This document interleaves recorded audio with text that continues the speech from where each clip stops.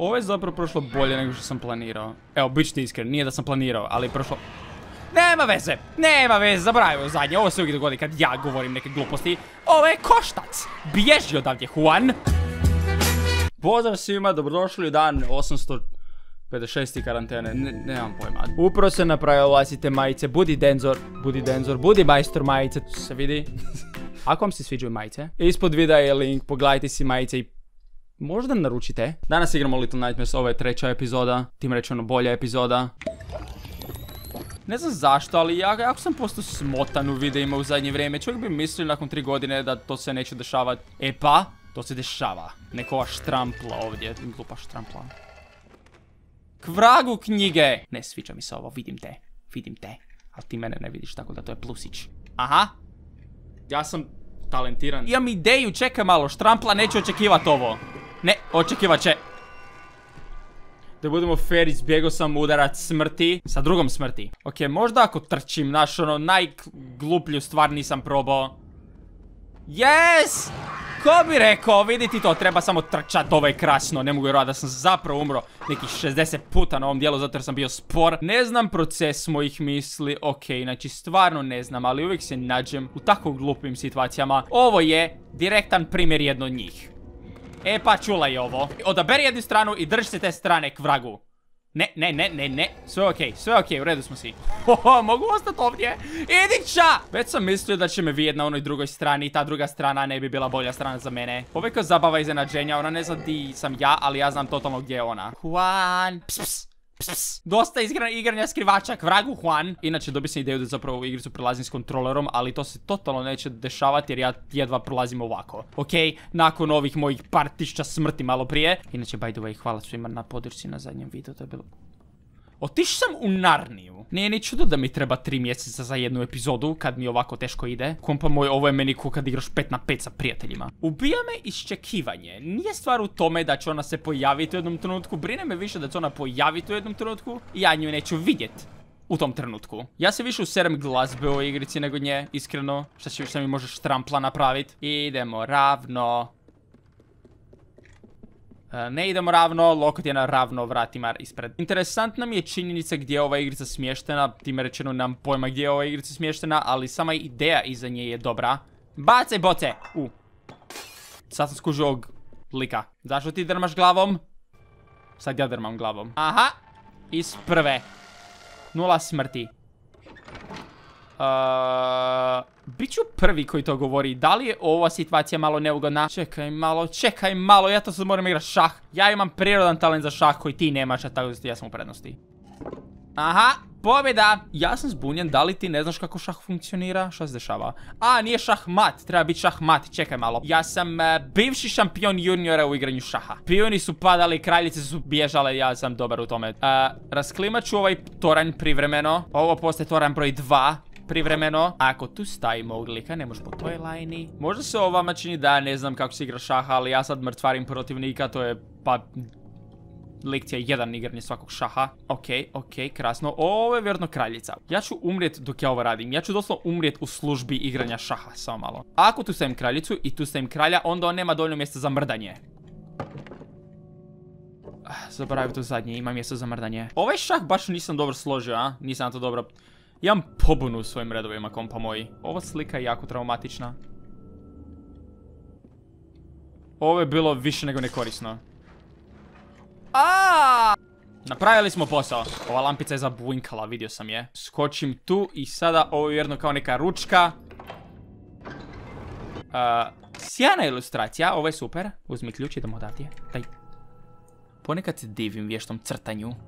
Onako preispitivamo te linije. Ovo za sad ide bolje nego što sam planirao. Kako je zapravo krenulo sa mojim smrti. Ovo je čak neki napredak. Padelicom po glavi, tako se kaže, to je... sjajno. Preživio sam ovo. Češ ti padelicu isto, a? Ovo je bilo fenomenalno. Postao sam jedan od njih, ja sam sad tulipan. Juan, ne mogu ti objasniti koliko te mrzim trenutačno zbog ovoga. Moja mržnja raste svakom sekundicom, okej? Nemojte braće pažnju na mene, ja sam u... Šta si ti gledaš? Šta si ti upravo rekao? Ovo bi neki nazvali da ja iskorištavam priliku, ja mislim da ta prilika iskorištava mene u ovom trenutku. Pardon, nisam buljio. Da niste kikali nogom, da niste šutirali. Ima živih osoba ispod vas. Idemo opet, jej.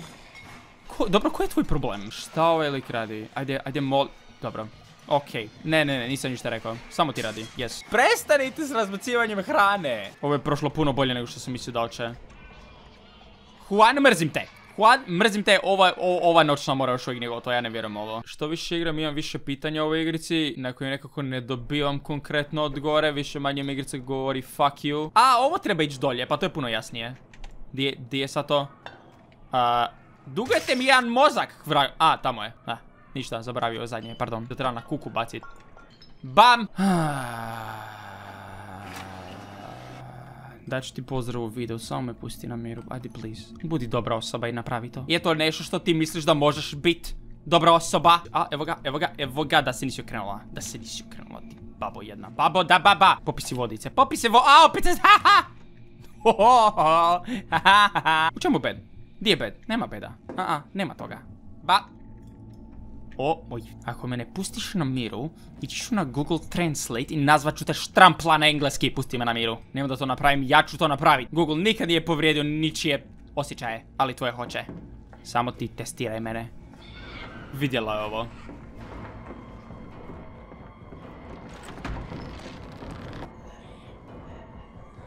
Nije me dohvatila, ja sam već vidio smrt, već sam bio ljut na neki način. Ja sam zapravo uspio... To je nešto što se ne dešava često, ali samo ja mogu napraviti, naravno. Ovo volim. Sad ja opalim podasci. I ti stradaš.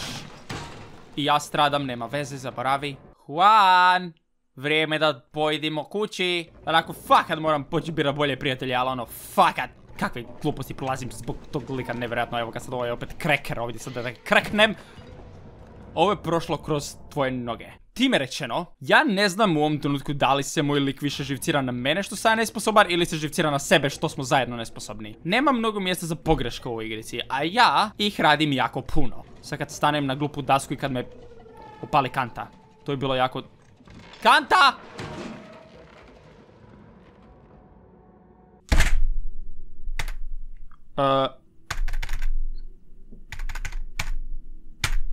Zaglavila mi se tipka. Sve okej, budimo se tu. I ljevo. To je bilo desno. Šta je sa mnom i krim stranama? Juan! Kompa moj, ja nisam iskužio kako Juan se zapravo zabavlja gore u zraku, jer sam gledao ovog lika koji mi se guzi ili nešto. Nije ohuđuješ, nisam. Juan, da li sam ti pričao da sam ti kopao grob dok te nije bilo? Budem te stavio u njega. By the way, vidio sam čudne stvari. Ja imam ti toliko toga za pričat. Fuck! Yes! I'm the best, ja sam 67. puta ovo napravio. Juan, kako ti se sviđa gore? U ovom trenutku stvarno se onako pitam da li si vrijedan problema. Nemoj pas na glavu, beskoristan si dovoljno i bez tog padanja na glavu. Svaka čast. Zašto si to napravio? Sa mnom si 7 sekundi već si napravio bubu. Taj prozor je trebao biti otvoren, k vragu. Šta? Nije ti dobro? To je praktički Beethoven, o čem pričaš? Ovo vjerno moramo baciti, Juan, pazi. Juan, ajde stani malo na sekundicu, samo da testiramo nešto ispod. Juan, k vragu. Znaš ono kad si rekao da ti kopam grob?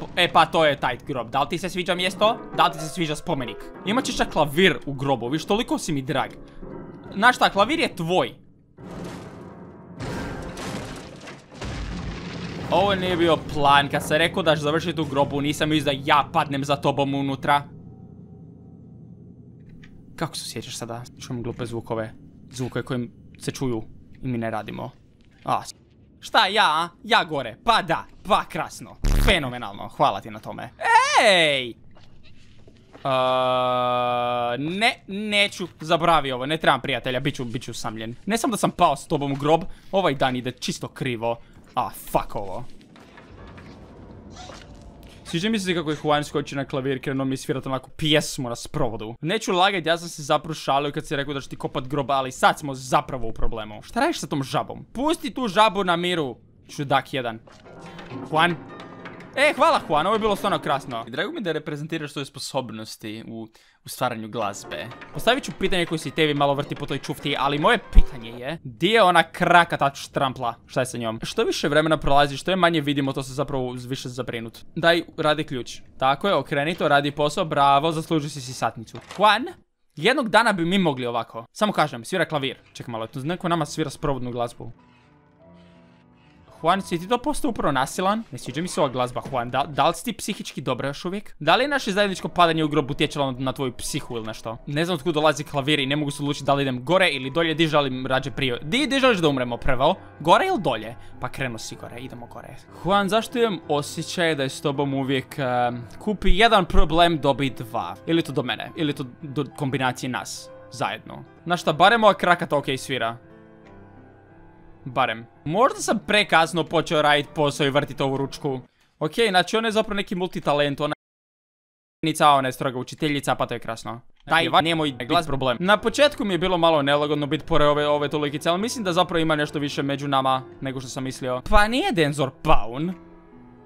Paunom po glavi. Da nisi pogledala gore, nemaš totalno nikakav razlog da pogledaš gore. Ovo je zapravo prošlo bolje nego što sam planirao. Evo, bit ću ti iskren, nije da sam planirao, ali prošlo... Nema veze, zaboravio zadnje, ovo se uvijek dogodi kad ja govorim neke gluposti. Ovo je koštac, bježi odavdje, Juan. Ako me sad blokiraš, ima da te ubijem, mislim ubit ću te kad budem mrtav, vratit ću se iz groba i ubit ću te. Juan, hvataj me. Juan.